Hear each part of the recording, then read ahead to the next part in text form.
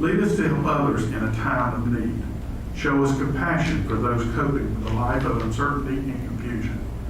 Be with all that are suffering and show them the love of a country looking to help when a normal life is so hard to remember. Lord, we pray that you provide a way to recovery for all that need your touch. In Jesus' name we pray. Amen. Amen. I would ask that everyone please keep the family of Terry Allman in their prayers and their thoughts. Terry is a council member for the town of Ridgefield, and he passed away this morning. You will remember the town also in your prayers. Number 3, special presentations, CALIA Accreditation Award. Chief Doolin.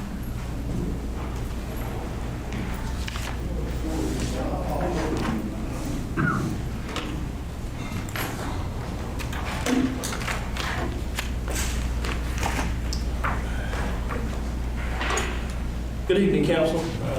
I stand before you today as a proud chief to let you know that the Albemarle Police Department was awarded national accreditation on July 31st, 2020 by the CALIA, which stands for the Commission of Accreditation on Law Enforcement Agencies. In 1979, the commission was created to combine the efforts of 4 major law enforcement organizations, and those 4 organizations are the International Association of Chiefs of Police, the National Organization of Black Law Enforcement Executives, the National Sheriff's Association, and the Police Executive Research Forum. Following a multi-year self-assessment phase and a site-based assessment for community engagement, policy, procedures, equipment, and facilities, the CALIA assessors awarded the Albemarle Police Department Chief David E. Doolin and Assistant Chief of Police Jesse D. Honeycutt and Sergeant Brian Springer the Commission for Accreditation of Law Enforcement Agencies in a conference via Zoom meeting. The reason we did the Zoom meeting is because of COVID-19 restricted flights to anywhere to accept this award. This CALIA 21-member board made up of commissioners were able to review all findings and determine that the agency's accreditation status. Again, due to COVID-19, the usual CALIA conference where agencies normally review and are awarded in person were taken online to a virtual format. So again, on Friday, July 31st, 2020, the CALIA Commission voted to approve reaccreditation for the Albemarle Police Department. CALIA President Anthony Purcell and Executive Director Craig Hatley will formally award the Albemarle Police Department accreditation, signifying excellence in public safety and commitment to the community. This is the Albemarle Police Department's 11th award national accreditation.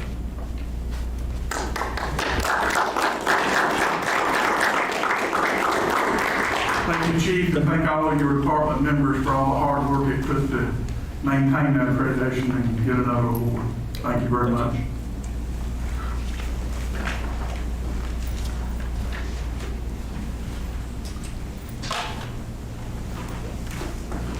Approval of the minutes. Consider approval of the August 10th, 2020 regular and closed meeting minutes. Mr. Townsend. I move approval with one correction.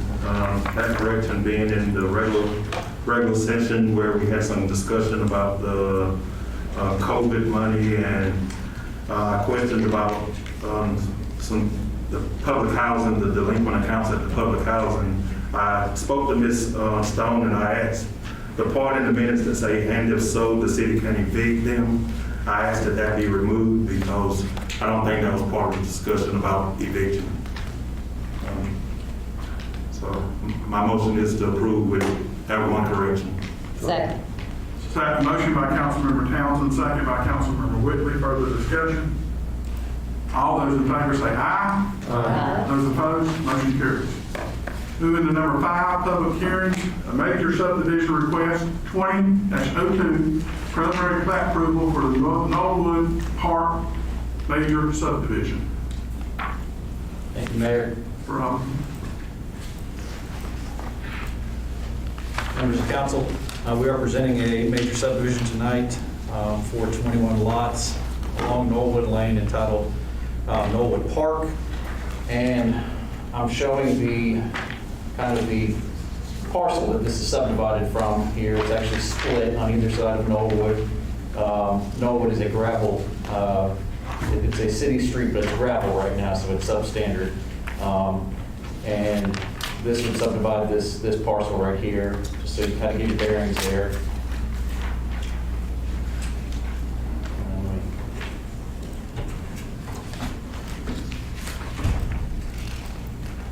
Okay. If you'll look, you do have a checklist there. It does have all the items that are required. There are some additional items in the ordinance that we will cover here. As I mentioned, it's a 21 lot, 14 acre standard subdivision. This is not a CUP, does not require a CUP or a cluster or rezonings or. The host would like you to annexation, so unmute it's your just a microphone. one-time You can administrative- press *6 to unmute. It's just a one-time administrative hearing for y'all tonight to approve the preliminary. The development's located on an existing gravel city street, Knollwood Lane. The proposal is located in our R10 single-family residential zoning district.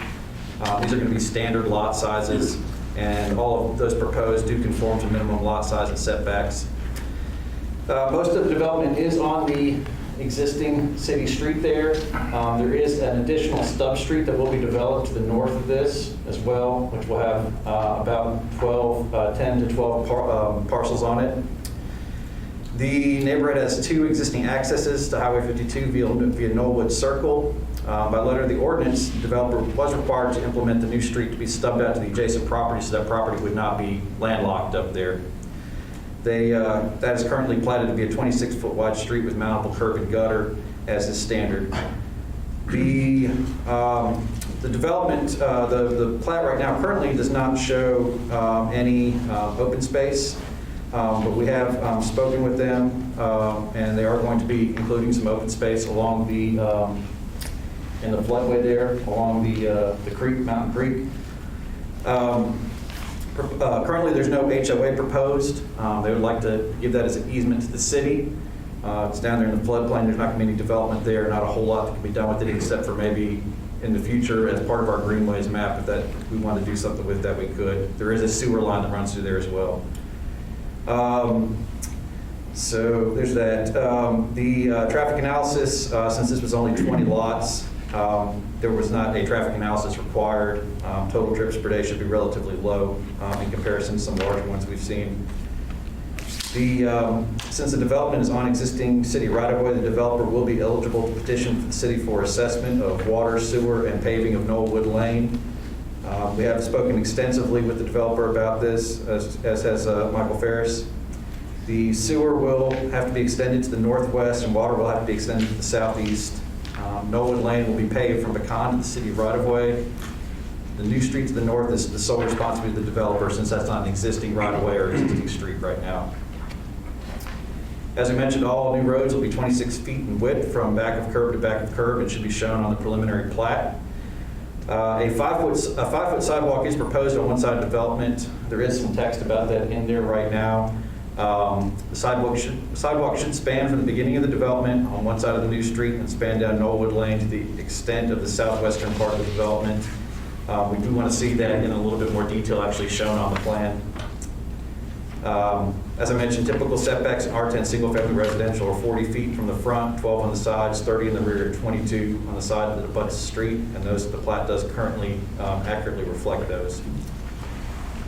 Staff recommends for approval of the plat with a few small conditions. The delineation of the location of the in course of the 5-foot sidewalk, that's per the section 92.092 sidewalks and pedestrian amenities. It's standard on all of our subdivision plats, just to show it on there. The dedicated reserve strips, permanent easement for the intent of the open space requirement, totaling 1.4 acres. That needs to be shown on there as well. The notation of the 26-foot wide street with mountable curb and gutter for the stub street to the north needs to be indicated on the plat as well. And I believe they actually have the lot counts corrected on there now. Is that correct, Jay? They have the correct lot count now? They need to adjust it to 21. Okay, adjust that to 21 then. Sir, you can say anywhere there's not tape on the chair. There's a couple up here at the front, there's some on the sides. Thank you. Those are the four conditions staff would recommend for approval of the plat. Planning board did hear this on Thursday night, and they did recommend for approval unanimously with those four conditions. May I ask a question? Yes, ma'am?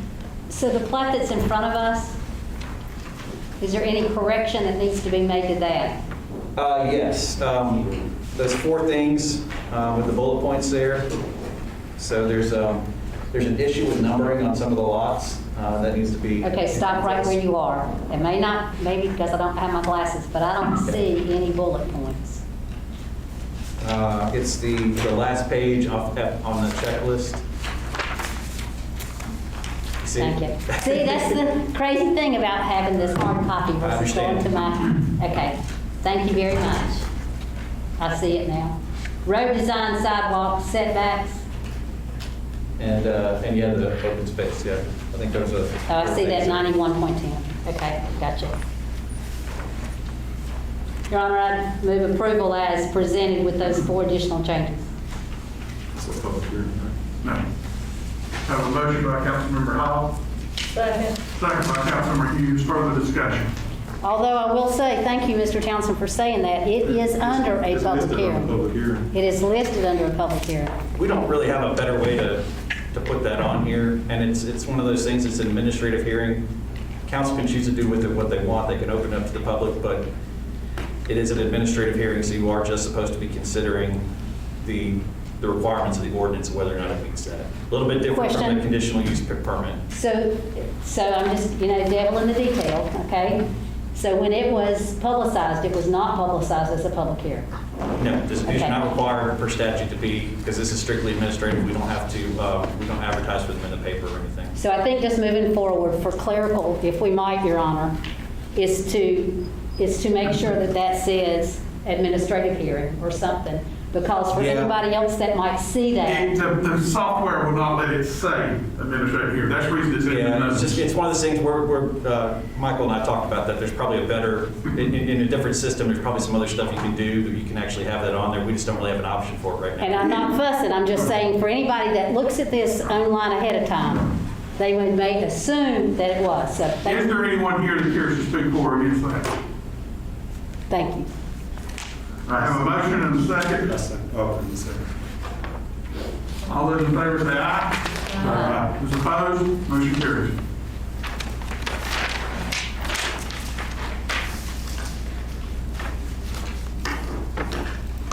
I have no agenda adjustments unless council has something. Under announced delegations, Mr. Paul Peters to discuss the Nehemiah project. Can I move this? Is that all right? Yes, sir. You are unmuted. Thank you for the honor of coming here this evening. I come in many roles. Actually, I used to work in Albemarle back in early 2000 when I worked for Monarch. And so I started a company back in 2010 called Covenant Case Management Services. We work with individuals with intellectual disabilities. And so within the last 2 years, I founded a nonprofit called Nehemiah Project. And that was, sorry, it's hard to breathe this.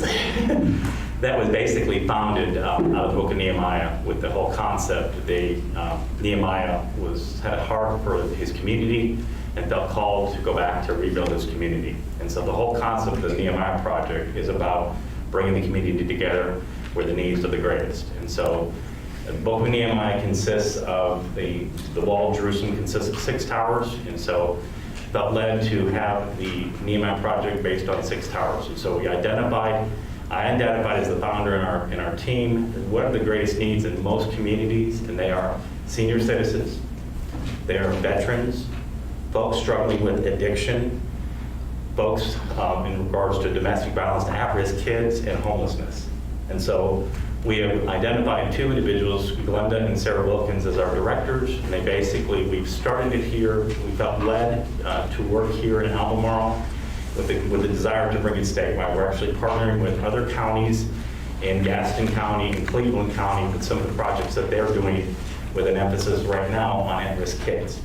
We've been a little bit sidelined, like the rest of you all, with the COVID-19. We have been actively involved prior to COVID-19 in the school system, We've been working in a mentoring program for the at-risk kids. There's, I think it's Title 10, the kids that are designated as homeless. I believe there's 15 designated kids at the East Elementary. And so we work with these school counselors there to begin to partner with a mentor for what is called a lunch buddy program. And so we've been able to, when the COVID-19 wasn't going on, we'd be able to have lunch with these kids and be able to have an impact. And my great desire is not only the impact the children, but to get into their homes and begin to work with families. And we've had some success with that. The other thing that we have been actively involved in is we partnered with the Parks and Rec Department, specialty, the EEYL, and we were able to do some renovations in their library. And we are also doing, working on a, like a planter box project with a desire that we, and there's seniors that actually go to the EEYL, they do some coffee time, they have some exercise groups, and they also serve that community, which is the Amherst. So we have been working with Bill Baldwin in regards to trying to get into that community to try and make a difference. We've done some food drives, we've done some various things so that we can begin to develop relationships with the community. And so we've identified with the help of Bill and some other people that we've been working with, where is the target area in this county, in this Albemarle. And so I'm recently going to be relocating here because I'm very actively involved in wanting to make a difference in this community. God's led me to this community, and I hope, and also my other capacity, if I had to wear multiple hats, we opened up Four Rivers. I'm the owner of Four Rivers, the outdoor consignment shop. So if you haven't been there, please take the opportunity to go down there. It's the only outdoor consignment shop in Stanley County. I also serve as, don't tell the kids, I also serve as the mascot. So I am Biggie the Squatch, so if you see this hairy guy, that's me. And so that is our brand, that is our label, and partly because somebody said that there was a sighting of Sasquatch here. So we're trying to promote Four Rivers. It's an outdoor consignment. Everything that goes in regards to the sales of that goes back out to the community to support the Nehemiah project. So it's an opportunity. Sorry, I started reading this thing. It's an opportunity for us to serve our community in an out-of-the-box kind of thinking where we can actually sell some things, we can give back to the community. We're having our first fundraiser, which will probably be in October. It's called Walk a Mile in My Shoes. And so one of the things that I've come to understand, in all of these towers, in some capacity in my life, I have served or been involved in that. I was an at-risk kid myself. My mom was abused. I'm a veteran. I served as a chaplain working with folks with addiction. I've spent 30 years of my life working with folks with intellectual disabilities. And God has allowed me to go through that so that I can give back to the people who are still struggling. And so we're very excited about what we're going to be able to do here. We've got multiple community partners under each tower. We're partnering with Will's Place, Esther Place, Pregnancy Resource Center, various other communities, because we have really two missions, two goals. Partner with your existing community partners who are trying to make a difference and help fund what they're trying to do. Secondly, wherever there's a gap in the system, where there's a need, i.e. transportation in this community, individuals that are homeless or struggling to get back on their feet need transportation to get to their appointments, need transportation to get to a job. So we are trying to meet some of those needs and identify where the gaps are so we as Nehemiah can go ahead and fill that gap. So I've got some information. I actually have some little treats for y'all. I don't know if I brought enough, but I don't know if I can hand them out or just leave them. You can give them Chris and he'll pass them around. Okay. Right there on the end. Okay. It's basically Four Rivers with the whole concept of believe. And my company, Covenant, we started last year. We had been in existence in 2010. But I committed my company to God several years ago. And last year was the year of faith. This year is the year of belief. That we believe all things are possible with God. And so it's also, if you ever look up Sasquatch, that's his motto too. So we've kind of a little promo for that. So I'll leave that. And I've got some brochures about Nehemiah. This is my company, Covenant. And then some information on how we came up with the whole concept of Four Rivers. If you didn't know this, it's very informative. It actually came out of the Garden of Eden, where there were originally 4 rivers. And so that's where we came up with that. And somebody told me there's 4 rivers in this area too, so it worked out that way. So thank you so much for allowing Thank you very much for what you've already done for us at the Waddell Center, but what you're doing for our community. We appreciate it very much. It's mine. Council, have any further comments? I just like to, I have been in there, and I have been in your facility. Actually, I have some things consigned at your facility that belong to my wildlife son. Yes.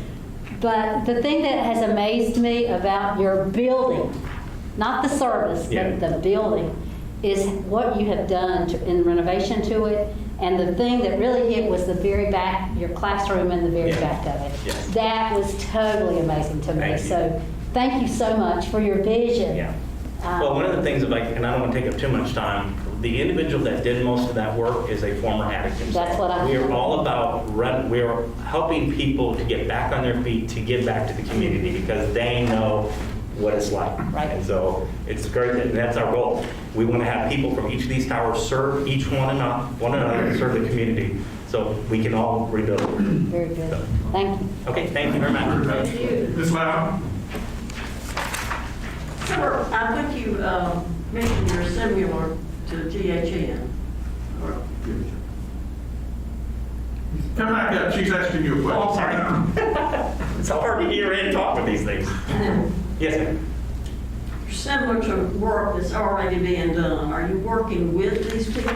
Yes, correct. Like we have our community partners like Will's Place for the area of addiction. We've got Esther House in regards to women who've gone through domestic violence. So we are actually partnering. I don't remember exactly how many. I want to say we have over 20 community partners.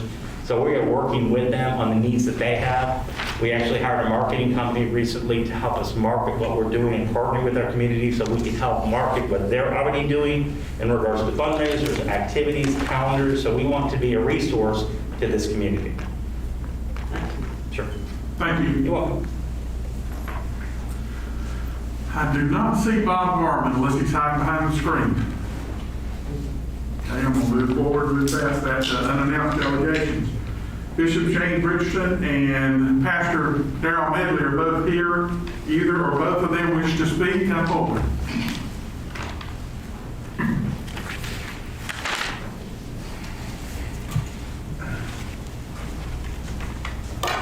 Thank you, Honorable Mayor, City Councilman. It's an honor for me to be here tonight.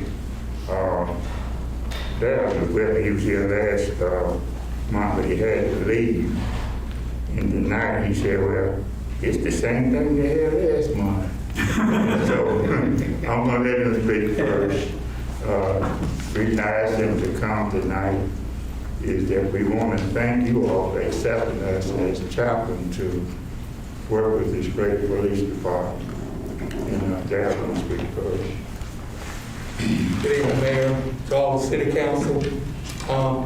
As Bishop has said, thank you so much for allowing us the opportunity to serve with the police department here in Albemarle. And it's my prayer that we're able to make a positive impact and sort of a liaison from the community with the police department.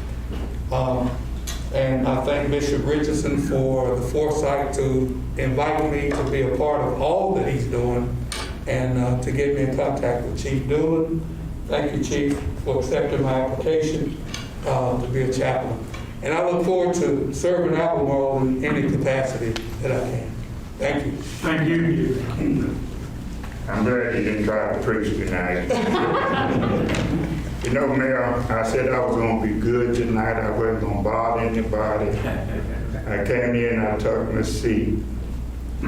Some little boy, I think he said he's a pot chief or something. I don't know who he is. But he told them guy that he going to get me. And I spoke to him just as nice. And then he said, I'm going to get you before you get me. I said, when are you going to get me? I'm not going to tell y'all what I told him. I said, boy, you better go somewhere and sit down. You ain't got your big toe wet yet. You know, I'm always happy to come here. And each time I come, my mind goes back to, no, just a little boy growing up here in Albemarle. In 1979, I started coming to the City Council meeting over in Noaa Annex. And out of all the mayors that have been here in this city, it was only one that I was unable to work with.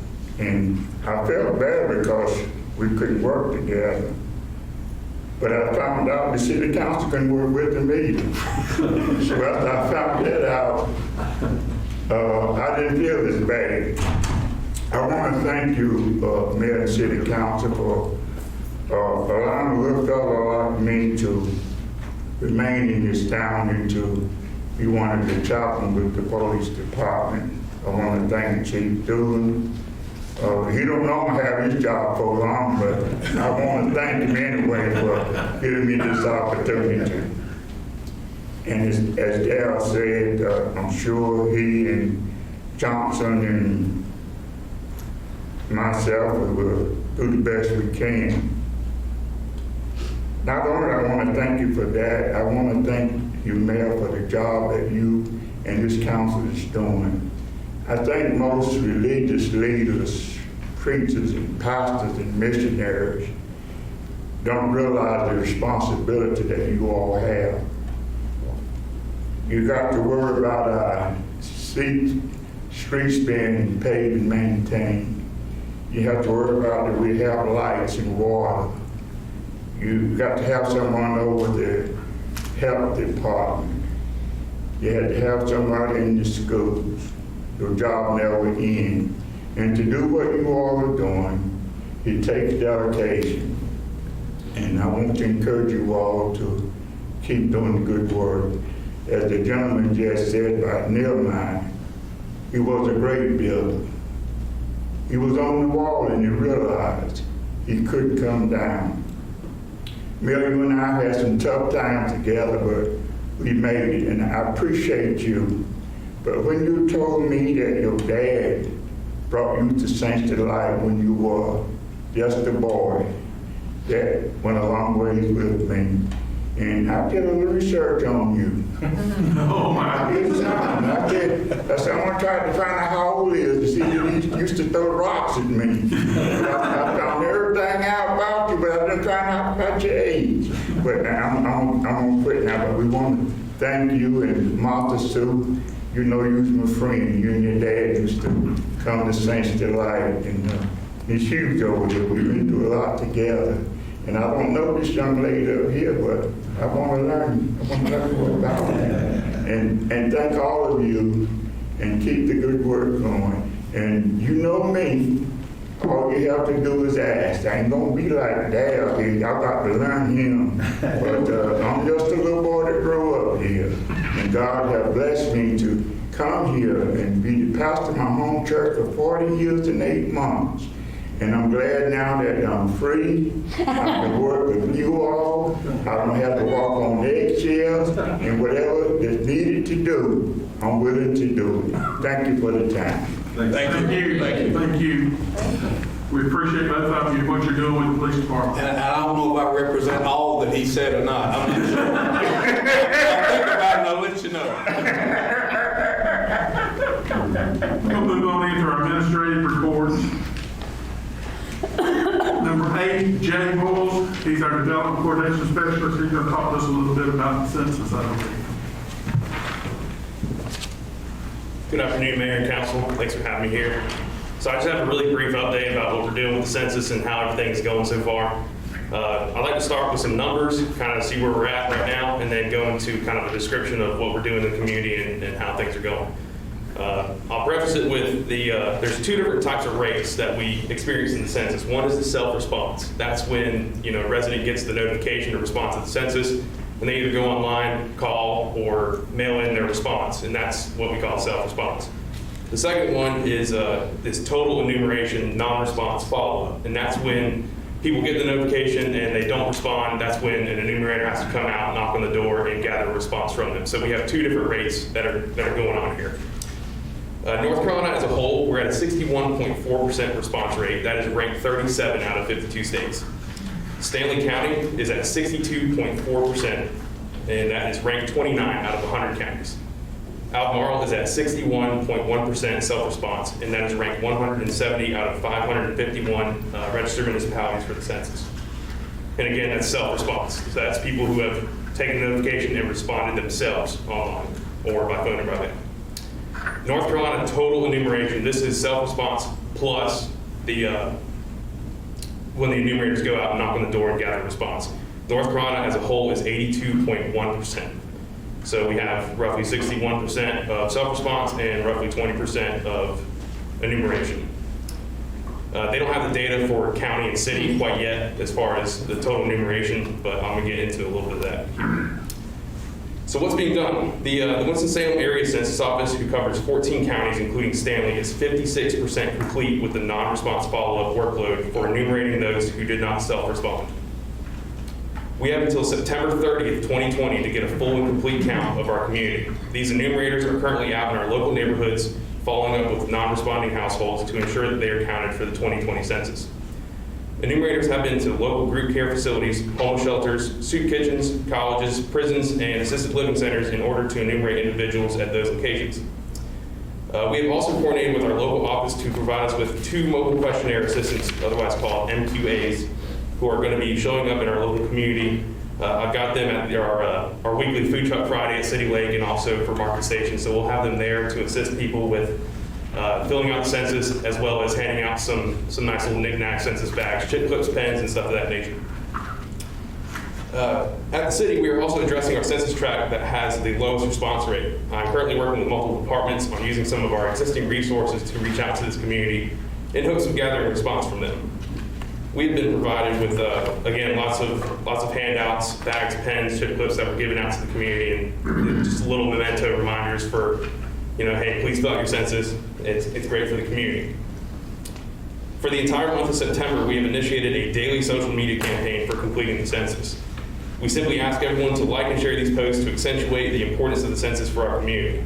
We also strongly remind those who are wary of participating in the census that not only are the responses protected for life, but their individual response equates to about $1,800 that goes straight back to their local schools, healthcare facilities, public works operations, and many other vital operations that support the immediate community. And I just wanted to add here, the American Community Survey, which is done on an annual basis, we just got our population estimates back from them. We update them with our building permits, certificates of occupancy, our annexation areas, and things like that over the course of a year. And they came back with us with a population estimate of 16,240 for the year of 2019.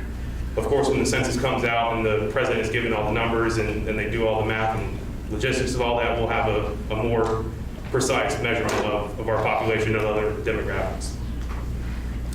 Does anyone have any questions? I guess we need to just say to the public, we can't say enough how important it is to get this census complete because of the amount of money that comes to us, local, state, and federal, based on our population. So we need everyone to get involved, and please help us get this census complete. If you need help, reach out to Jay. Just call the main number 94-9400 and ask for Jay Walls. We'll get you connected with him. Please, we'll do anything we can to help you complete your census information. Ms. Hall? And of our 61.1% in the city, Yes, ma'am. can you tell us, not that it's withheld information, but do you know, maybe that's a better question, where the majority of that other 31% or 39% is? So the smallest data table that they have broken it down to is census tracts, which basically splits our city up into about 8 Right, I census remember tracts. seeing Yeah. that years ago. The least best performance census tract is currently, if I can describe the area, it's bounded by 52 business on the west. To the south, it's 2427. To the east, it's also 2427 as it wraps around, and then to the north of East Main Street. So it's a lot of the public housing community that we have in there in that general neighborhood around Leonard and Amherst, and they're down at a 44% response rate, whereas all of our other census tracts are between 60 and 70%. May I follow up? Sure. So I'm looking at Reverend Richardson and Darrell. If there is a way we've got 23 more days. I mean, if y'all are there and they're going knock door to door, if the two of you have any ideas on how to do that, I mean, it is money to the city, it is money to the county and money to the state, and more, as importantly, to me, it's the distribution of the members of Congress. I mean, for North Carolina, if our numbers we may be in that play to get an additional congressman. We don't know what the state of North Carolina is going to show. So if there are any ideas that you all have of places that we can send people, I mean, that Jay can send people to, we need to do that. I appreciate you doing the food trucks and then doing down at Market Station. I think that's great. But when I think about the folks having been at both of those that are showing up for those people probably have already done the self-reporting, okay? I think, and I appreciate all the time and energy, but we got 40% out there that we still hadn't got. We've got some work to do in the next 3 weeks. And back in the summer, when we were doing the school lunches and everything, we were out at Amherst and Waddell Center giving out those messages and handouts. And I'm not sure how efficacious that was in the grand scheme of things, but that was kind of a visible approach to getting the word out there. And I'm happy to work with anyone that's willing to have me get that message out. I'm more than happy to do that. And I'm currently working with some other departments of a final push game plan to kind of concert an effort into that census tract there, where we can get some of our existing resources, outreach and stuff like that, get it out to the people and make them aware. And another idea that I just had is Albemarle Middle School. Okay, if there was something that could be sent home from the middle school, east and central, it was a gentle room. I don't know what it would be. But that would be getting downtown. I mean, that would get that population, I think, of the population that we haven't gotten yet. Absolutely. And I've got plenty of handouts, resources, everything that even those coloring books that we have a bountiful supply of, we can get all those out. And I think it would be well worth the time. Yeah, thank you. Lee, I hate to put you on the spot, but can you tell us if there's anything public housing is working on or can do to assist our residents and maybe contact? I would say Section 8 would probably be another one that's probably low reporting. Could we contact them and see if we could help them? We've included census information on our newsletter the last couple of months. And also I've reached out, working with Parks and Recs, and I'm willing to work with Jake in any way we can so we can get the word out to our residents. But basically, giving the information out in our newsletters and encouraging residents to complete the census is what we've done the last couple of months. Are we allowed to do some knocking on doors or not? We do inspections and knock on doors all the time, yes. I know we only got 20-some days left. Could we do that and maybe pick up the phone and check with our Section 8s and see if they can count? We can do the best we can, Ron, yes. We would appreciate anything you could do. Absolutely. Jay, I see the enumerators in the community. Are they getting resistance from the community, or for the response rate to be so low? I had a conference call with Peter Sabo, our partner specialist with the Census Bureau, and I don't think that they're getting a lot of pushback on it. I think what the issue is that the Atlanta Regional Office has deemed Stanley County, as long as a few other counties, as high risk regarding COVID-19. So the amount of allotted workforce that they're allowed to put out in these communities is significantly less than elsewhere. And I think that's part of the issue. But I think it goes back to they still have 56% of the workload to complete to get that full count, which they have, half a month to do so. So I'm hoping that we're going to be well received in that regard. There's been social media push from various individuals, and like I said, I've seen enumerators circulating in the community, and I guess the effect from the churches and stuff are somewhat limited because a lot of them are having outdoor services and things of that nature. Right. Jay, thank you for all your hard work on this. Are we allowed, and this is more just a question, are we allowed as a city, can we have this put on our social media? Can we have it on our Facebook? It's been put on many times. And I don't know if anybody from the Scout News and Press or the local radio station are here, but it'd be nice to have some support from them as well to try to get the word out. Because to Mayor Pro Tem's point, we definitely need everybody's voices to be heard on this deal. Bishop Richard? Used for Stanley County, or Stanley? Yes. Well, it's nationwide, but we're concentrating on Albemarle. Yeah, but I had mine. They said me to agree levels, and we'll be glad to check in here. Thank you. Thank you. Thank you. Further questions, comments? Thank you, Jay. Absolutely.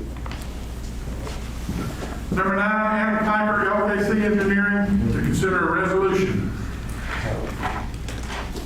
Good evening, Mayor and members of the council. Thank you for the opportunity to be here. We appreciate it. This,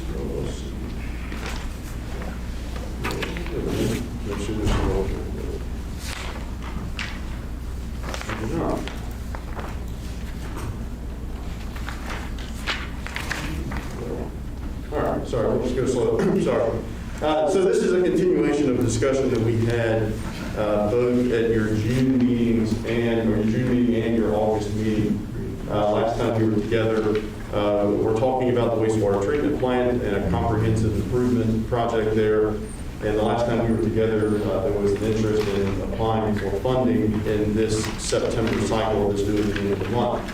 So I'm going to hit the high points again, and we can dive back into the details, Mayor, if you like, but out of respect for your time, I'll hit the high points and then turn it back over to you.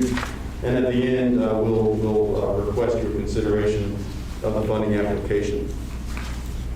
So again, we worked with your staff over the last, been going on 9 months now, almost a year actually, on a comprehensive solution to improve your ability to manage the challenges that you have at the plant. We've worked on a project scope, and as you can see, the total budget is $16.7 million.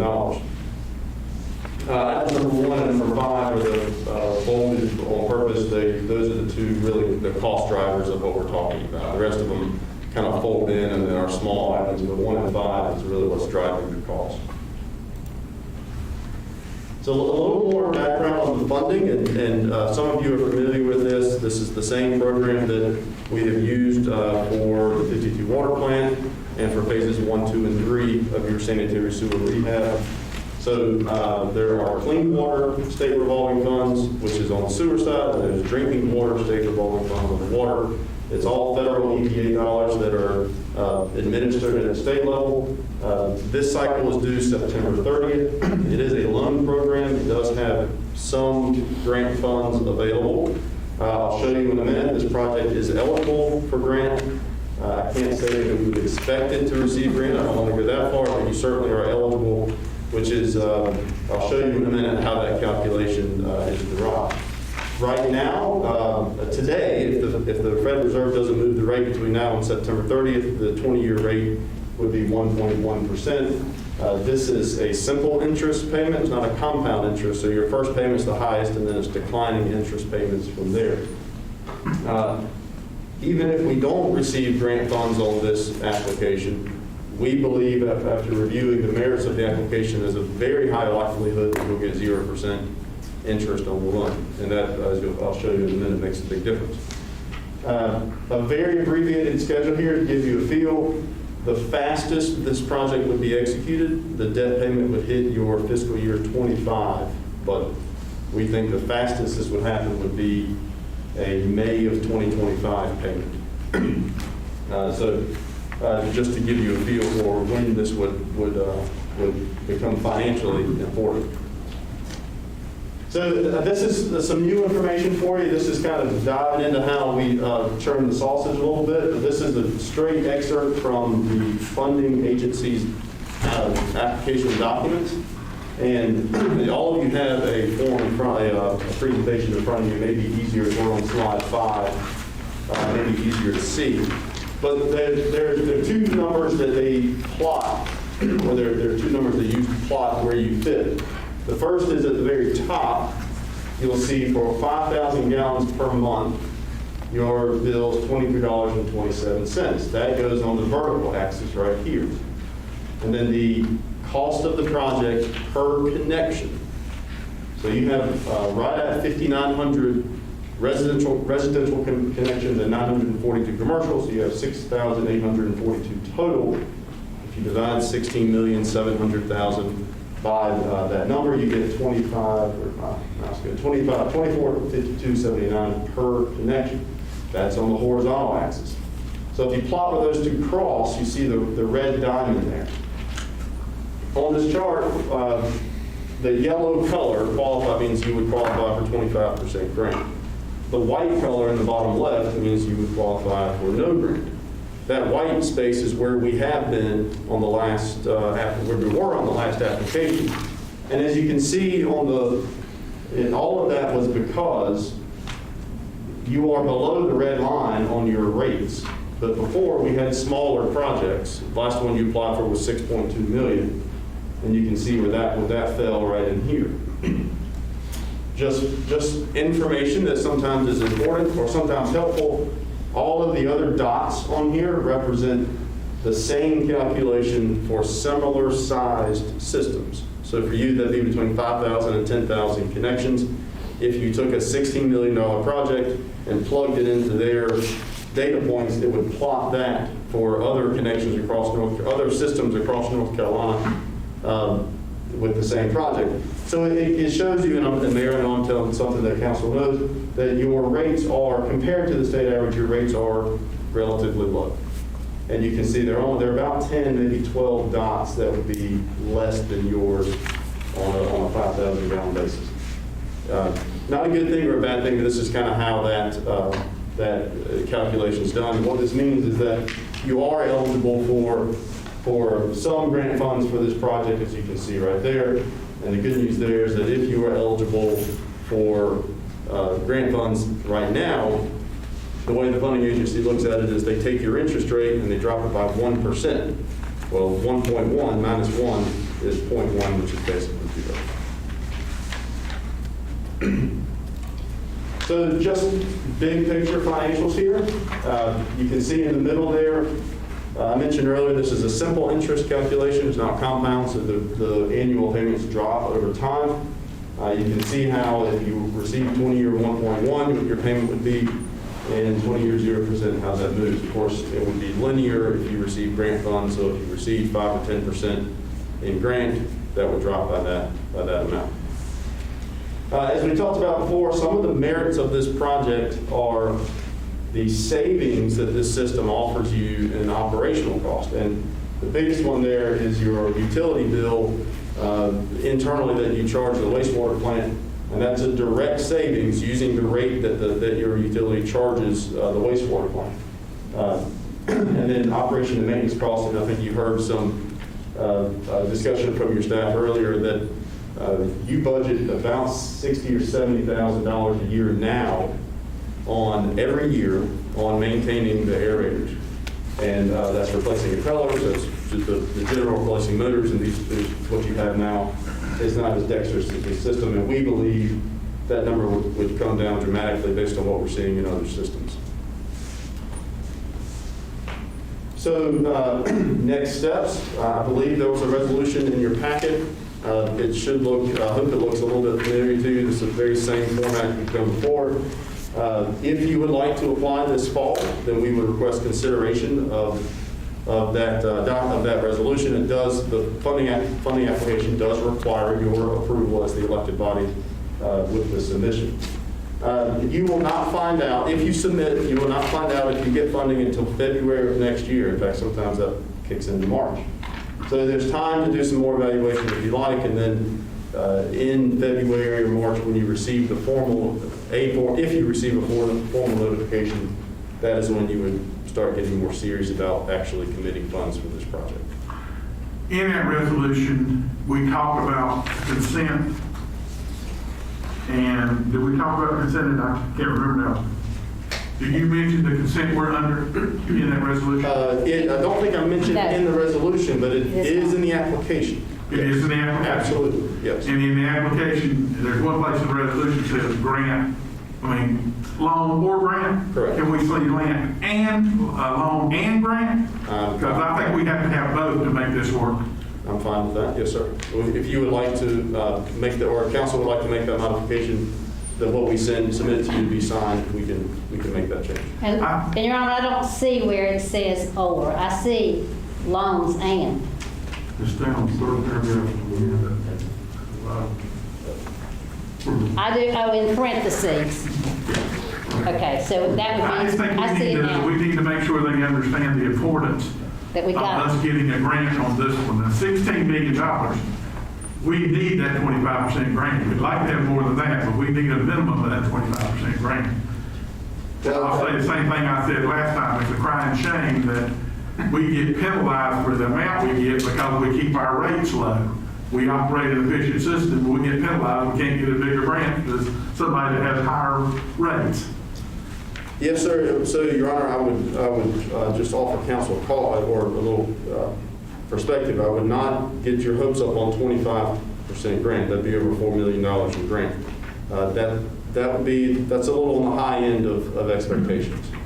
Just to temper your expectations a little bit. That's still my expectation.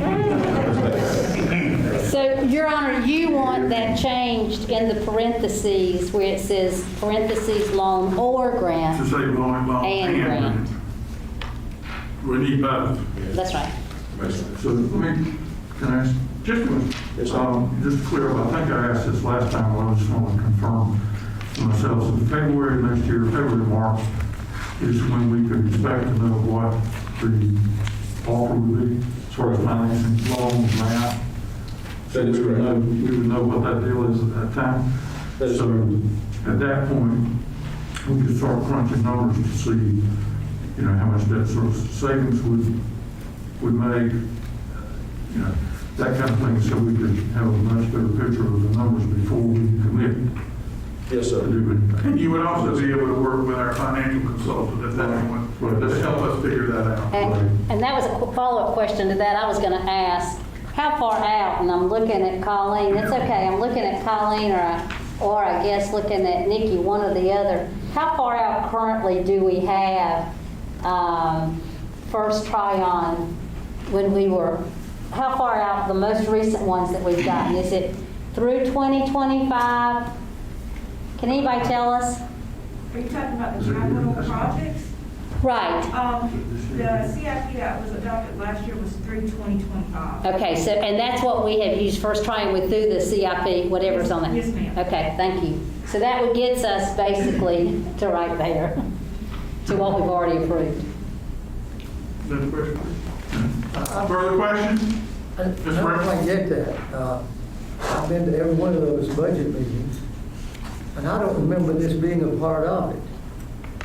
And furthermore, you know, this is almost $17 million, and it was just thrown at us about 3 meetings ago. What staff is proposing is taking all of those things that are currently that are in CIP, combining them into a different process and putting them all together. They're in there, but they're listed as different segments we would do. We had, 6 different electrical upgrades? Yes, sir. Something like that. They're trying to combine that all together, and ultimately it does save money, but we're having to bite off a bigger bullet at one time. I understand that, but I don't remember anybody coming to us until Mr. Kiker came 3 or so meetings ago and said and we still haven't had it. I still haven't heard the words, well, you've got a real problem with your wastewater treatment plant. That's the reason you're under consent. To have, because we've got to do certain things because of the consent. We are under. Yeah. Now, what do you mean by under consent? You're under a special consent order with the state. But what does that mean? It means we got to upgrade this. It means we got to do something. Now. Soon. If I could try to help clarify, so, right, we have the special order of consent through state environmental, meaning that they're mandating, requiring us to make improvements, to make improvements to our plant, to improve electric, which leads to reliability, and also some process changes to improve the discharge into the creek that we discharge into, because our situation has changed quite a bit within the city in terms of what we receive at the plant and how we can address those. So, and of course, at the same time, the state environmental rules are getting stricter. So going back several years ago, there was a plan, and actually it was one of the things Adam has shown, this path we have been on, there's about $12 million remaining to do certain things. It does not complete everything we do need, but it was a path that was going to somewhat satisfy the state. So we've actually been on that for quite a while. And we've been taking chunks at a time over the last few years to make those improvements. As we've been going down this path, what Adam and his partners LKC have realized is that was drafted, how long ago, Adam? 2013. 2013. So we still have about 12 million to go if we're going to get to that end point. So you can see the amount of grant applications and times, the length of time that it takes to get to that point. So what they have now seen is really that there's a better way that would provide a better solution to get there all within one project, which is this fine bubbler system. Now, there is the cost, obviously, but it rolls into the path we were already on, putting it into one project, which addresses the issues all through one project, one grant application, and also then resolves our compliance issue with the state instead of this bites every 3 or 4 years. So that's where we are. It's you may not have heard about the bubbler system, but there was another project that it is replacing, and it changed the timeline and the technology. And I hope that helps a little bit. From where I stand, I just don't see that we've not done enough due diligence in terms of this process and in terms of and I apologize because that was long before I came on City Council. But I don't have an understanding of what's wrong, what has to be done, and I frankly I've done a little research on spraying it in the air or bubbling through, and I'm not comfortable with the difference there either. Just from a pure scientific standpoint of how much oxygen. The whole process here is to put oxygen into the water. That's correct. And the reason for that is that we put a lot of junk in that water when we take it out of the river, and there are organisms and there are materials in there that are eating up all the oxygen in there, and we're not allowed to put that back in the river with no oxygen in it. And I know I've heard since being on here that we're putting our water back in the river a whole lot purer than when we took it out. I assume that that's still correct. And I know, not knowing any more than I do, I know I'm not allowed to just not vote, because if you don't vote, that's a vote for it. I know how that works in our rules in North Carolina. I just don't feel that I can support $17 million, not knowing any more than I do about this project. And then if we pass it tonight, we've got about 5 to 6 months, maybe a little more, that we can do any research or go to any other location that council would like me to do. Your Honor, may I place a motion on the table? Sure. I move that we approve resolution with the amended resolution. And I think the second whereas really talks about what those specifics are. All of the projects that we currently have out there, bringing them together. I think that second whereas does it, but the amended resolution. And that amendment will be loan and grant. Yes, ma'am. Second. Motion by Councilmember Hall, second by Councilmember Hughes. Further discussion? All those in favor say aye. Aye. Those opposed? No. 6-1. Motion carried. And council, I'll again say, if you want to go visit another location to see what we're talking about or ask for more information, we will do what we can to supply it.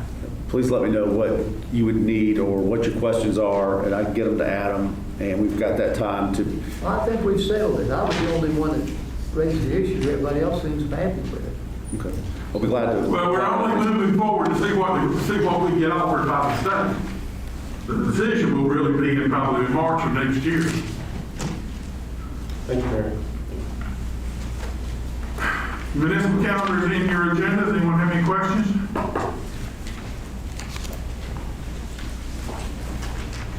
Consent agenda.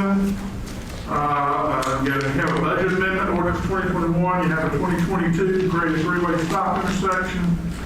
Resolution to adopt the employee handbook, public housing department write-off, consider approval of the Jordy Ellis tour, HRC ordinance and guidelines as information. You have information for food truck Fridays at the City of Lake, which has been great, and we would encourage people to continue to come out 5:30 to 8 each Friday.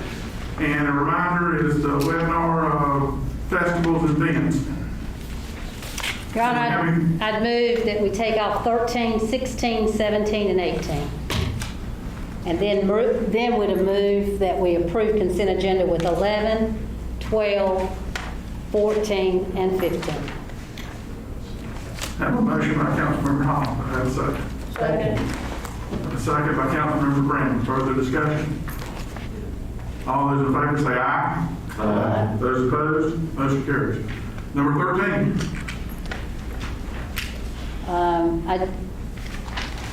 I just wanted to do it on its own, Your Honor. I didn't want that. I didn't want to approve something as large as this is within the body of a consent agenda.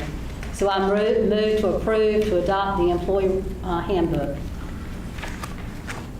Motion to approve number 13, resolution to adopt the employee handbook, second by Councilmember, motion by Councilmember Hall, second by Councilmember Whitaker. Further discussion? All those in favor say aye. Aye. Those opposed, motion carries. May I continue, Your Honor? Yes, ma'am, go right Number ahead. 16, I did ask for this to be placed on there, information for HRC ordinances and guidelines. This is something, and again, I guess I could have asked for it months ago, but I did ask for it last week when Cindy asked what did we want on today's agenda. This is long. This is something that I believe we approved. I'm not even sure if I can even remember when it was approved. But it's a lot for HRC to look at. We do have a historic district downtown that's not just two. Oh, there you are, Kevin. I was looking for you. I couldn't find you. When was this approved? It was before you, but do you remember a date? There's some amendments made, I believe, in 2009. So, but the original. Might have been the most recent one. Okay, so, but it was at least 20, part of it's probably 20 years old. I think 2006. Okay, so 14. Done, yeah. We do have a historic district downtown, but we really are stringent, to my fellow council members, what is in this document. Now that we have a commercial code that we are hoping to really get to work on some building revitalization and renovation downtown, I am wondering if we need to be as stringent as what these 20 or 25 pages would allow. 50 pages. How many? Over 50. Wherever, how many, they are back in front. I see that now, 45, 50 pages. If we need to be as stringent as that would call for. If you think about, and I look at the Nehemiah project with Four Rivers, they are one of the newest renovated buildings downtown. We have a lot of buildings downtown that nothing has been done to. And hopefully because of the commercial code, we're going to be able to move forward. I am wondering if the stringent and how tight some of these things are, if that will keep from folks really working on to remodel some of them. That's the first thing. And the second thing is, and I may be ignorant and I will admit that, but I wonder if our designation of a historic district, I wonder just how much historic property or historic money that has brought to the city since we've done this downtown. Again, granted, it's not just Main Street 1st and 2nd. It goes on out. But there's some really things that are really stringent in there. And I just wanted to make sure that we as a council had time to look at that. And that's the reason I asked that it be placed on the agenda so we would have a copy. Mr. Mayor, if you wanted to open a business in downtown Albemarle in the historic district, when you consider these 50-some pages, when you consider the health, this is just one segment of getting approval to open a business. In addition to this, you have all of those health requirements. You have, and then you have building codes that are not necessarily health related. It would scare me to death if I wanted to fight the system, the bureaucracy, to open a business. This isn't fair to our citizens. And it isn't fair to our town that we're putting so many roadblocks. And it's not just the city. I mean, we're only one part of this. The county puts those in there too.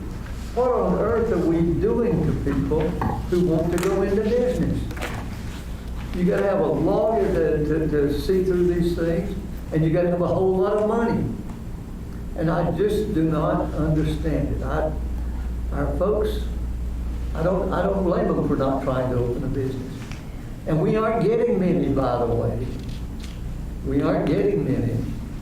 And I of all the things I've been involved in since I've been on city council, this is the biggest issue that I've heard. And I've talked to a whole lot of people who are just beaten down by this. It shouldn't be that hard to go into business or improve a building in our town. Did you see otherwise when you was in downtown Concord? What's that? Did you see things differently? It was a picnic. It was a picnic. That was what I was going to ask Councilmember Brown, or anybody else. Does anyone know, are we in our historic district guidelines, are we compatible and comparable with other municipalities that have historic districts, or to your point, are we kind of overboard with it? No, let me add before he has to do this. No, everybody has this problem. We're not alone in this. Every town has it to a certain extent. I think in Concord specifically, you get a whole lot more help from the city. I guess they just have so much more money. I know a developer came in, wanted to do a big apartment development. The city sold him the building for $1. And I don't know that we've ever done anything like that, except for what we did for Pfeiffer.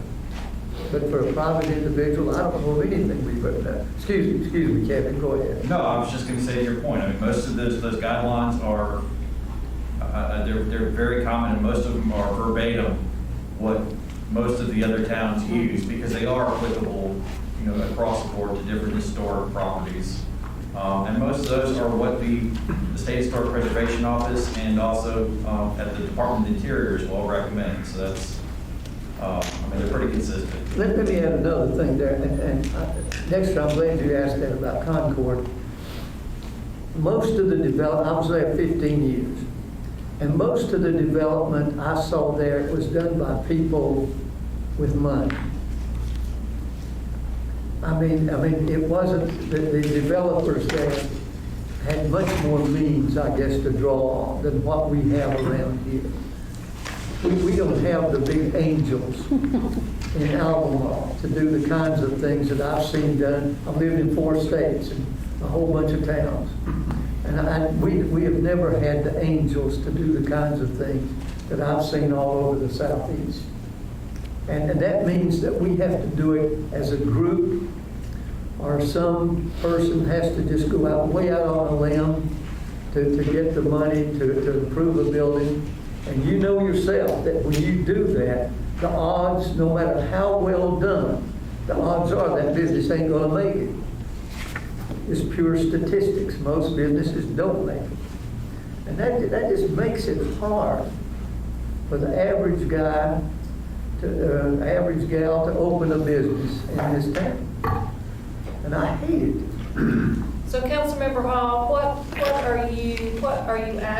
you like? What are you suggesting? What are your thoughts for us as a council? Is this something, we've had some time to look at it, but. I really don't know. That's the issue. I just know that I have watched one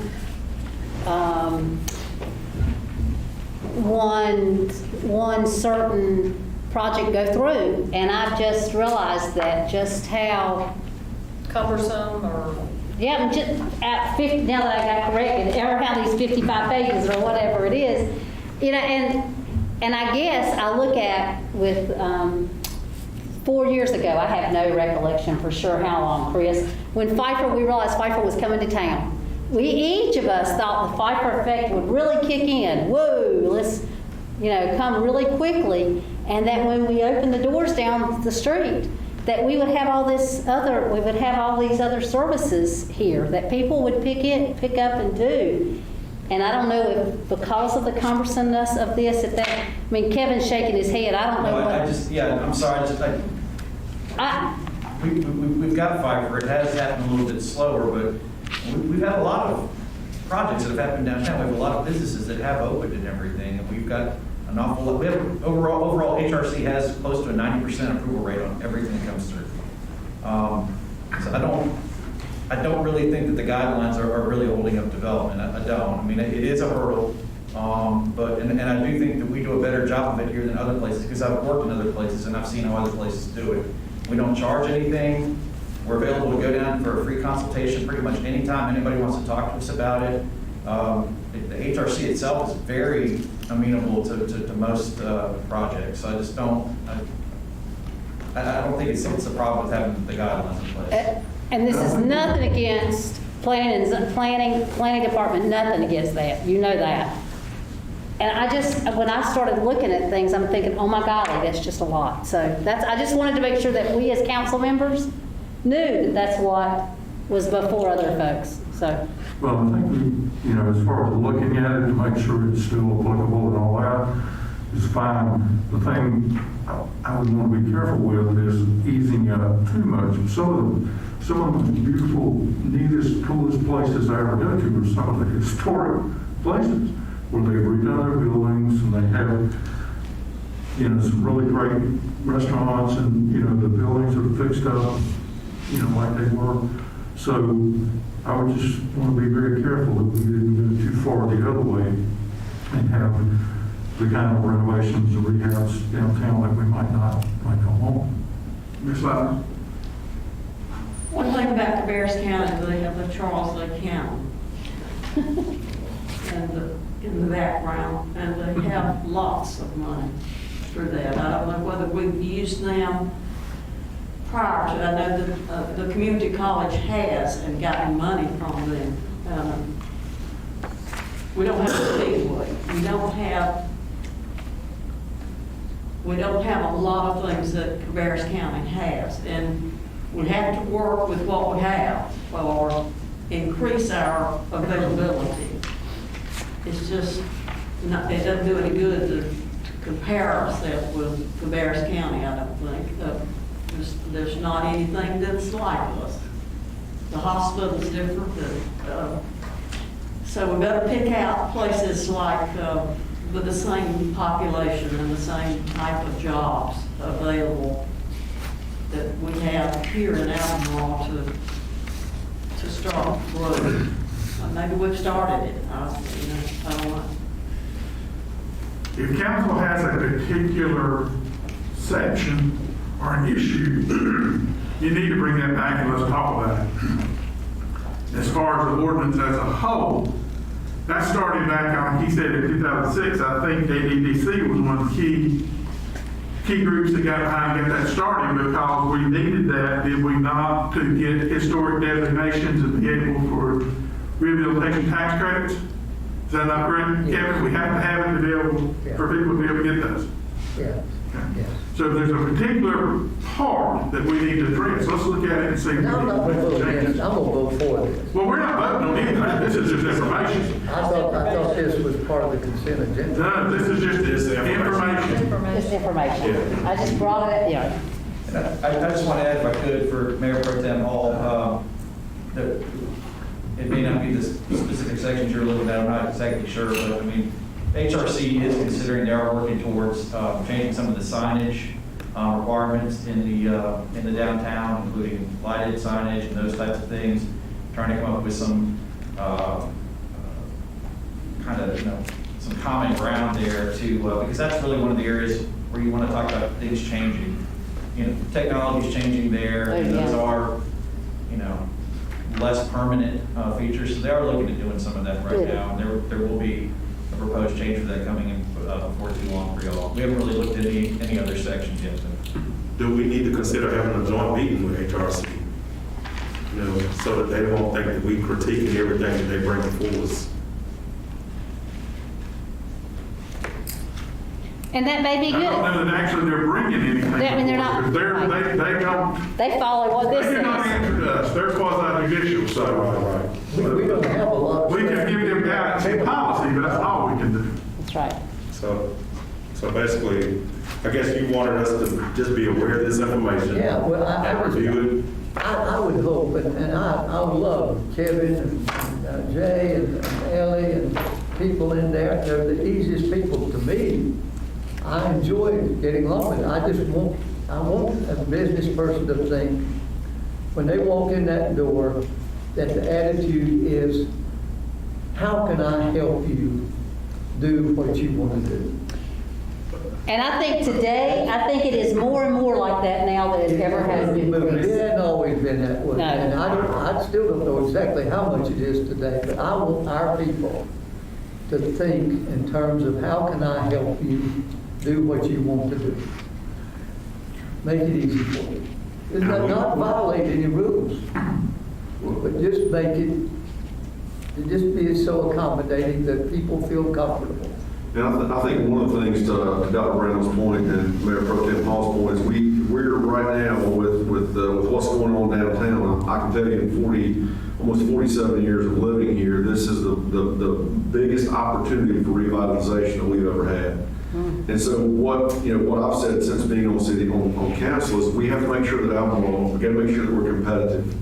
And so if our guidelines are too stringent, or if they're not stringent enough, now is the time, because what we're going to have over the next 12 to 18 months is going to be, I believe, is going to be a huge increase in activity and businesses and things of that nature coming to downtown Albemarle. So now is the time that we need to make sure that this thing is on point, because I don't want to stifle or flush out anybody that may be considering Albemarle, and because we're too stringent, they go to Concord or Mooresville or Huntersville, wherever they may be going.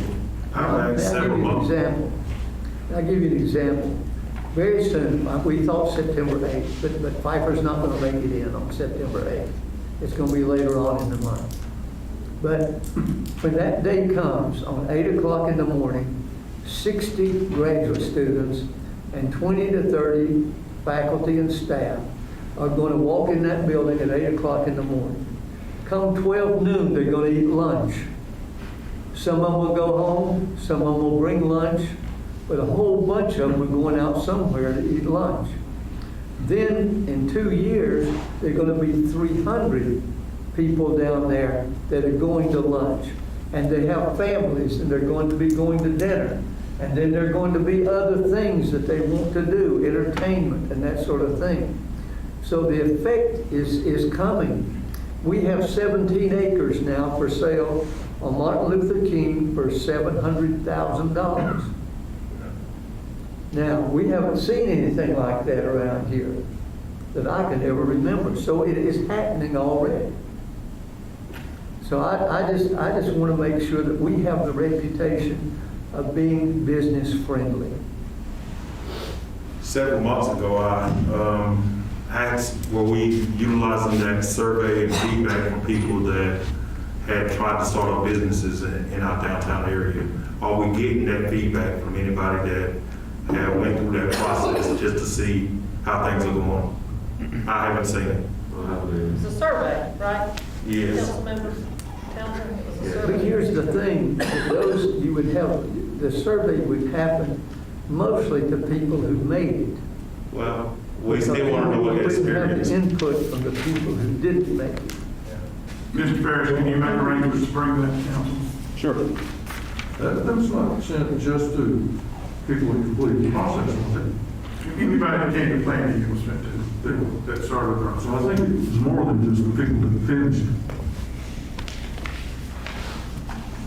Okay, if anyone has anything, please bring it back and we'll talk about that issue particularly. Number 17, information food truck parties at City Lake Park. I think I mentioned earlier, they're still continuing through September, 5:30 to 8 every Friday night. Ms. Hall, do you have something else to say there? Just to add a boy to Parks and Recreation for adding the month of September. Originally, we were just doing it for 3 weeks in August, and then when the governor extended phase 2, and we realized there were not going to be any football games on Friday nights, City Parks and Recreation move forward to do it through the month of September. I will tell you, though, that you'll see later on you've seen it on the schedule of events. The tour to Elvis is this weekend, and because of that, this weekend it's going to be, instead of at City Lake Park, it is going to be at Market Station.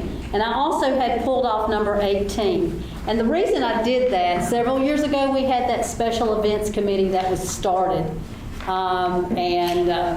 Mr. Townsend, Mr. Aldridge, and myself were on it with several folks from the city and some volunteers to talk about festivals. Well, we all know that festivals aren't going to be the same in the future as we have seen them in the past, whether how they look or the people that will attend them. Again, an attaboy to Lisa, I believe, because she sent out to several of us, and I think with them was forwarded to the entire council. This is a webinar. I hope that members of staff as well as members of council will sign up to watch this. Basically, it says, I love it, festivals and events, what will they look like in the future? Because this is something that it's going to be different. When I looked at it, when I went ahead and went online, I realized it was also part of the League of Municipalities that's helping to put it on. And it does have a max of 1,000 people, so I'm not sure how many people have already signed up, but I hope that we'll have some folks here from Albemarle that will attend that. That's it. Thank you. Number 19, traffic study in South Albemarle area. Mr. Ferris, who's presenting that? We approved the consent agenda. I guess Chief Doolin, I don't know what there is to present other than what's in the agenda package, but. Yeah, I was just going to explain that the police department did place the speed trailer out on 14 different street locations since June. And in your packet, you can see that we did the total number of vehicles, the average mile per hour that each street had received. We also took it a step further and looked at all the motor vehicle accidents that occurred during that time. And as you can see, we did a total of 185 crash reports. 16 of those took place in those streets that are listed above. But then you got to keep in mind, out of the 16, 12 of them was the Walmart parking lot. As many bump-ups as it had. So that really only puts you at about 4 vehicle accidents on those streets during that particular time. So we don't really see a pattern of any aggressive driving or of anything of that nature that would say require speed bumps. But I know we're going to ask for a recommendation of what should we do from here.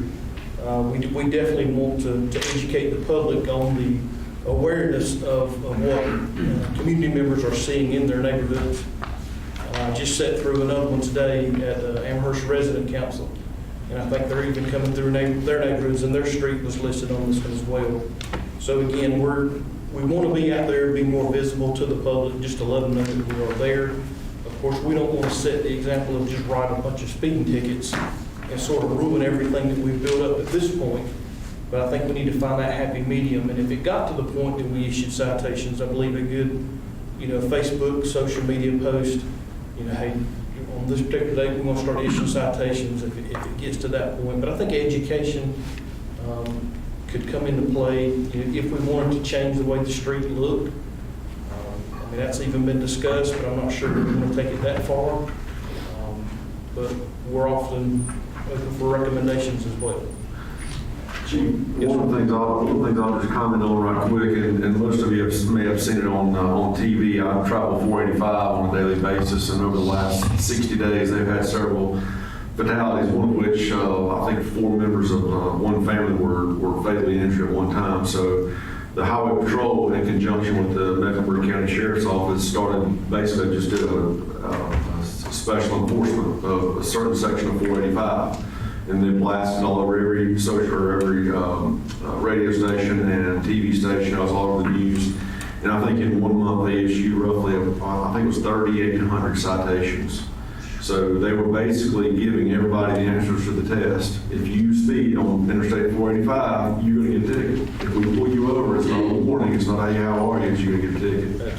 So, I don't know at what level, based on the seriousness of this, I know we had a group of citizens at the last council meeting, or maybe some council meetings ago, that they really care about their community and they want to see something done, and I can definitely appreciate that. So I think that, to your point, if we can say, hey, these are going to be targeted areas to where we're going to be monitoring the speeds and things of that nature, if you make it out there and it's known to everybody that this is an issue, speeding and things and careless reckless driving, then when somebody gets pulled over, it's not a, there's no question there really. Absolutely. Was this information relayed to the individuals that requested this originally?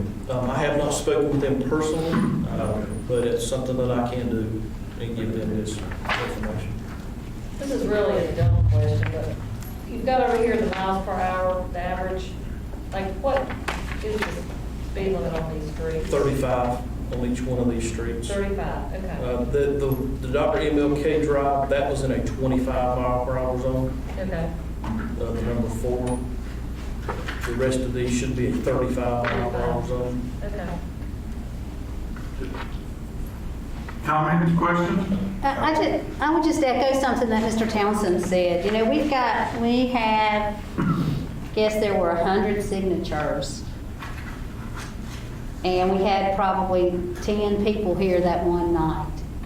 I think we need to give that information to those, if we've got that core group of people. But I think they need to understand then that what you have said to us, do we do these tickets and do we end up with 500 speeding tickets and make everybody mad because they were doing 38 instead of 35? Because if we look at what that speed bump criteria is, and I think we just gave that to them the night they were here. I don't even think they had that. Help me if I'm wrong. That was the first time I seen it on that particular night. So, now maybe since if they get this and are that group of 10 people and are explained to them what you have given us tonight, maybe they will then come back to us and help us, particularly with Reverend Richardson here, help us figure out what we can do to keep their community safe. Sure. Based on the statistics here, these are all 35 mile an hour zones. I think the highest average over here is 27 miles per hour. From my perspective, there's no need for a speed bump. Well, I think we got some opportunities that we can, how we can address this, Chief. It may be possibly a community meeting with, pulling all the stakeholders together, along with yourself and some of your officers, and bring this information about. Obviously, I knew on that last meeting that most of the streets, whenever you've done that study, was not going to meet this criteria. I don't know too many roads in the city that will meet this criteria, especially when you talk about at least 1,000 cars per day. We only had one street, which is Leonard Avenue, en route to Walmart, that met that criteria as far as 1,000 cars per day. But I do think there's, like you said earlier when you first got up here, I don't want to do anything to ruin the reputation or partnership that you're trying to already establish with the community. But perhaps we can, in some manner, come together and come to some sort of reasonable solutions. Actually maybe possibly forewarning people, hey, if we got a problem, first of all, it's not good whenever you got calls, some people do fly up and down certain particular streets, like they training for NASCAR, but we don't want nobody to get hurt at the end of the day. So, I think we can work together. I'll reach out to you and we'll put something together and get the community. Thank you for doing that. Work on this. We're interested in getting some. I'd like to add one thing. I have a penchant for crossword puzzles. And a lot of evenings you can find me out on the stoop in front of my house with the USA Today and LA Times and the Sudoku doing crossword puzzles. And I challenge the rest of the town. I believe our race drivers on 3rd Street can be any race drivers in any other area of town. It is. I looked at these average miles per hour, and I believe we can beat you. Okay. Thank you. David, you'll follow up with that? Yeah. Yes, sir. Sure will. Thank you. Number 20, consider payment in lieu of assessment for a sewer line installation on Secret Street. Manager did a pretty good job of explaining that, and council understands it. It just gives us an opportunity to put this sewer line in. He's willing to put the property owner willing to pay it up front, and saves us a lot of aggravation. Second. Motion by Councilmember Brown, second by Councilmember Hall. Further discussion. All those in favor say aye. Aye. Those opposed, motion carries. Number 21, consider appointments to the board and commissions. May we go straight to Parks and Recreation to begin with? Sure. Reappoint Rick Johnson. Sorry. Second. A motion by Councilmember Hall, second by Councilmember Aldridge to reappoint Rick Johnson.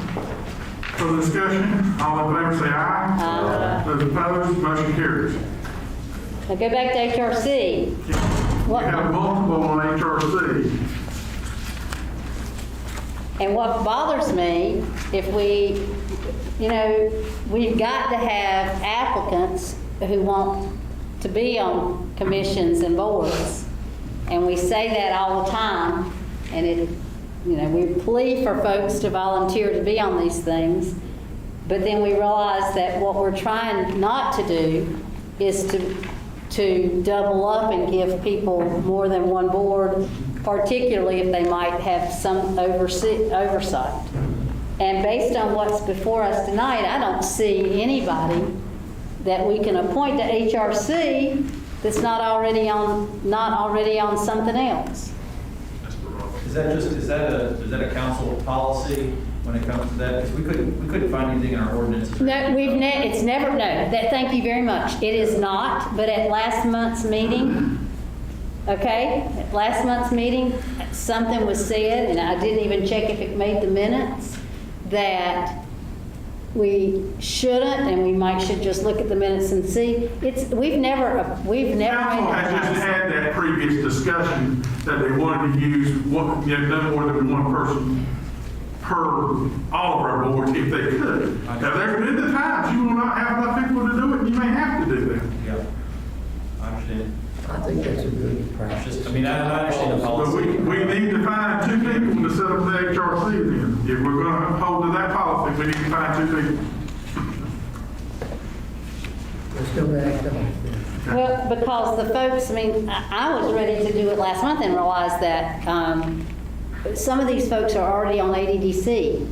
And that's, just like everything, we get a lot of people that work downtown or live close to downtown are going to there will be conflicts at times. I know. And they can be recused in those cases, but I understand where you all are coming from, and we're having problems finding applicants also, so. Well, and I would say that saddens me because HRC meets next week, and I think we appointed a new person last month. Yes. And now we'll have whoever, so we've got some openings. No, we had one resign. That's right, we've had one We had one resign. resign that we didn't know was coming up. So we got two We vacancies. have two vacancies on HRC we need to fill. Council, would you please look and see if you think you can find someone between now and next month, and let's talk about trying to fill those positions next month. Well, we need to go out and look at. That's what council needs to do, to go out and recruit people. Let's do that. Exactly right. And in that particular board, you're looking for somebody with historic or some kind of a experience on what you're looking, or what we're wanting to do. Number 22, consider replacement on the Stanley County Convention and Visitors Bureau. Mr. Townsend has said he would like to step away from that one. I would ask for another council member who may be willing to take it.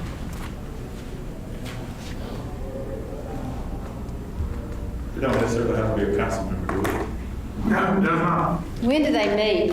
Tomorrow morning at 8:30. They meet the second Wednesday of each month, from 8:30 to 10-ish.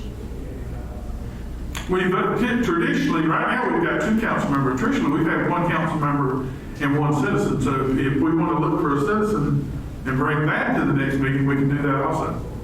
Are you on that, Martha? Yes, sir. All right. Please see if we can come up with somebody for that one between now and the next month. And until then, here we'll continue to serve Mr. Townsend. Number 23, River Paving for the activities for the new police headquarters. Michael put in his update We were waiting on the rest of the completion of the signage and everything before we discussed that. And then we had to discuss with COVID, how are we going to do that? It's going to be very difficult to do that and let people tour the building. So do we move forward now, or do we try to wait a couple months? What's council's thoughts? Well, actually, the reason I had asked that it be put on here is that I've had a citizen contact me and say, Martha Sue, that building is, compared that building to this building. This citizen who reached out to me, they said, you know, when you think about it, they're the two newest, the two nicest buildings that the city owns. And when this one was opened, we let folks walk through it, and people ordinarily walk through this building, okay? So I almost held up a red flag when I asked to have it put on here, because yes, that is a city-owned building, but there are parts of that building that the public would never get into. Right, okay? and they would not get into it at any time. Right, but they need to see the room and the office space that we have, and the big room for the open space. I mean, the big training room. People need to see that, and that's what this person said to me. Y'all need to do this upright, and you don't. And it needs to be where people can come in. And that person offered to me that we needed to do it a Sunday afternoon versus an evening or the middle of the, on a weekday, because weekdays people can't get there. Some people can't. I have no problem to do it. The timing around that would be my issue. If I'm an employee, I don't want people walking through my office that may be spreading germs and everything. I would rather wait till this COVID is a little bit more under control. And also, I mean, I agree with you, but maybe what we can do until that happens is have Chief Doolin or some of his staff to basically do like a virtual tour. Oh, yeah. And we can. That would be great. That would be great. We can basically have somebody walk through with a camera and have the chief or whoever wants to Describe. hey, this is our new evidence room. Hey, this is our new whatever. That way we're not closing the door to them, but we're saying, hey, we care about you. We don't want to spread COVID-19, but yet we're super excited about our new police department. Make a motion, we do that. Motion by Councilmember Lowe. Second. Second by Councilmember Aldridge. Further discussion? All those in favor say aye. Aye. Those opposed, motion carries. And if you recall, somewhere around mid-September, we should be seeing the signage out front on the big pole come in and be installed. On the time and day, I mean, on the temperature pole. All of that we hope, supposed to be around the middle part of the month. Temperature pole. 24, discussion of the neighborhood theater. Ms. Hall, I'll have to leave that to you. That's okay. I just know that, you know, it was, most people still think that it's the Central School Auditorium, although out front it says Albemarle Neighborhood Theater. And I don't know how we can do it, because I think we named it the A&T about the time that COVID hit, and we've not really done anything, I don't think, to unveil that name, because I think it happened about the time that COVID hit. We've had the dedication of the auditorium, but not with that name on it. That's right. So I think we just need to do something. Do what? It's just going to take time. Lots of time. It'll morph into its process. Well, I'm hoping it will be used much more when we get past COVID. Oh. That's the council, everybody in agreement? Ms. Jones? Tom, Roy, what? thing that I'm concerned about with the Albemarle Neighborhood Theater The ant. is that there's no restrooms for the performers in the back. And you're not going to get people coming in if there's no restroom. And so that's a big, big drawback to it being used. So And it is. I just, Then let's investigate what we can do I'd like to solve to that. interject, But please. We've got to use that. If theater somebody's first. changed Lisa's got some. Who's trying to on talk? the phone. Go ahead, Lisa. Yeah, we, before COVID hit, we had several groups that were gonna rent. URE Players was gonna rent, the talent company was gonna rent, and we are looking at hopefully renovating and putting bathrooms in the back. But in the meantime, were also, if they wanted bathrooms in the back, to put porta-johns back there. I just felt like. So, we are getting rentals, even though there aren't bathrooms in the back. Yeah, but I just really feel like it is a deterrent. And I felt like council needed to know understand. that there's an issue. I understand, but we're also making concessions to be able to do that. Yeah. I appreciate them I appreciate both concerns, Mayor. And I'm glad that we've got that, I'm glad you're doing that, Lisa. And I'm really glad you're looking at putting them back in there. Thank you. Say that again, Mr. Well, we just can't go in and do that. That's not. No, we can't do anything there without the property owner's permission. All right, quickly, we're gonna move around the table. Mr. Aldridge. Yes, sir. Mr. Townsend. Mr. Whitley. Ms. Louder. Mr. Ramlin. Ms. Hall. Yes. So in the police department, and is the chief still in here? He is, okay. That's good. So have you thought about where we're going to move the safe exchange to? We've discussed where we're going to put some cameras to be able to get in the parking lot, what's going to be the best view. Gotcha. We have not set anything in stone. Gotcha. And the only reason I know that Sundays, a lot of times on Sundays, I hate to say this, but a lot of children are exchanged there. And I saw some being exchanged Sunday afternoon, and I thought, well, wonder if we're going to change that. Thank you very much. Just FYI, COG has a new logo, and I've got the whole packet of information if anybody would like to look at it. I've had some folks come to us, and I reached out to Ross earlier today about Henning Drive, or Henning Drive and the paving list for Henning. And this particular person reached out to me, said that he'd lived there for 40 years and that he didn't think it had ever been paved. And then he said 10 or 12 years ago it was on there and one council member had it taken off and that council member's no longer here. But anyway, so I reached out to Ross and Ross basically said because of what that particular road has to have done, it would take half of what his annual budget would be for paving, okay? And therefore, it needs to be back in the milling, if you will. So I just think that at some point, Ross, and we may have seen it, okay, I don't know when, I'd like to see another list of that, just because people ask all the time, where are we this year and where are we, you know, what's the plan?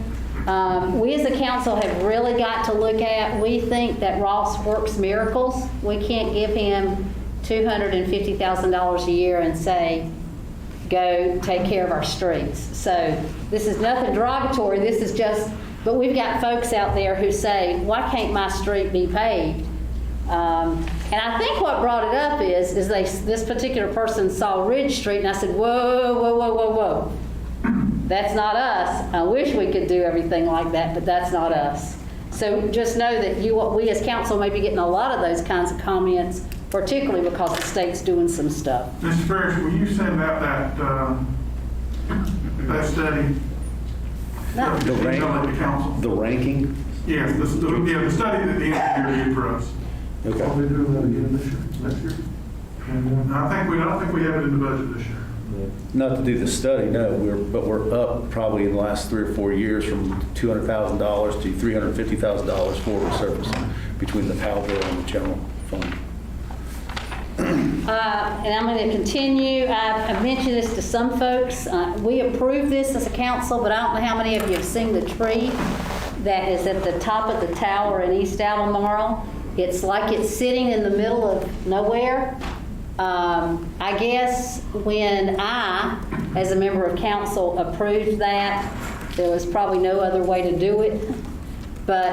And I'm sure that several of you who work out of town see these trees along the side of the road all the time that are 50 feet in the air. Do we have to have the tree? But boy, was... It could have been a regular, council chose to approve the tree that night. It could have been a regular tower. It's council's choice what you want to do. And I will tell you, that tower is not near as high as some of the other ones we're out around the state. So the ordinance asks for stealth measures, but it's not specific, and that's one of their stealth measures, and that's what council approved. Go with the regular tower. I mean, to me, it's 2 in 1, half dozen the other. It's a tower, any way you look at it. And again, out of town all the time, I see it, I've seen it both ways, and I think it's just something in 3 or 4 months from now nobody pay attention to. I like what Sue, though. I've got several comments on it, but I think it is what it is. The Charters of Freedom, I just want to set, I think that we need to update people that might be watching, Your Honor, or listening, or even council. The mayor and I met with the mayor and I met on the phone with some folks from Charters of Freedom, and they are supposed to be here. Latter part of this month is last we heard. To start with the construction. Or the next phase of that. There has been some question, I think, from council members about thinking we were getting these for free, and now why are folks out there selling sponsorships for bricks? This is the way they do it to allow the folks to get folks to have some support in what's coming downtown, and then to fund the next ones in other cities. And I think we already have approved that we're going to do some lighting down there. Did we not? Haven't approved lighting. We're going to look at the lighting. Okay. We don't know exactly what type yet. Okay. And I know that there was an email that went out that said I was going to be on a committee. Well, I will tell you all, they asked me to help to do the steering committee. I have yet to hear back from them, and I emailed them this weekend and said, where are we? And I hope to follow through with them later this week. So it's not falling on deaf ears. I haven't gotten. They're having another dedication in another part of the state, so that until they get that done, they are not in our city right now. Just a reminder that this month is Pediatric Cancer Awareness Month, and I appreciate the time and talent that folks with ADDC, Joy, and some of her volunteers did to try to make the fountain gold. But having the fountain itself, the base of it being black, it was almost impossible to color that water gold, and we tried 3 different days. The ADDC has purchased now some lights that have gone in the bottom of the fountain that they're able to turn the water all different colors at times as they need it. But it's still, the gold just still isn't working. But ADDC was very open to help us with that. It's my understanding Carolina Tree Challenge did a heck of a job, they had a lot of people down there this weekend. They were running a good special, and I saw folks down in there this weekend. And the last thing, and I don't know who this needs to go to, but in this room we met with the homeless committee. Might have been in that room over there. We had a meeting 6 or 8 months ago that was re-energizing. Remember, Chris was in that room, that homeless committee. And I think because of COVID, probably we've slowed down, but we need to, and we're not the leaders in that. Was it Homes of Hope that was the leaders in that, Michael? That sounds vaguely familiar. So I just think if somebody needs to push that, and I don't know who that needs to be, but we need to get that back up and running, because a lot of what you were talking about with transportation was a big issue that they were talking about that day. Thank you, Your Honor. Mr. Ferris. I don't have anything. I just would like to commend Lisa Kaiser and the Albemarle Parks and Rec. I was walking, I think it was yesterday, and the signage is now up on the area by the Y that shows all the routes. Very nicely done. Lisa, I don't know if you can hear me, but is there some way to see that on a mobile, on your phone? Is there a way to see the routes? We're working on it. Kevin says we're working on it. Council member Hughes, Yes. I am working on getting that on the website so people can pull that up and pull the map up and the routes up. Excellent. Okay. It's a great job. I see the medallions all over, and that's a very good project, and I appreciate all your effort. So thank you. That's all. Well, thank you for that, and we're also have ordered extra medallions to put between some of those, so you'll see even more. And then next council meeting, we'll decide a date for a grand opening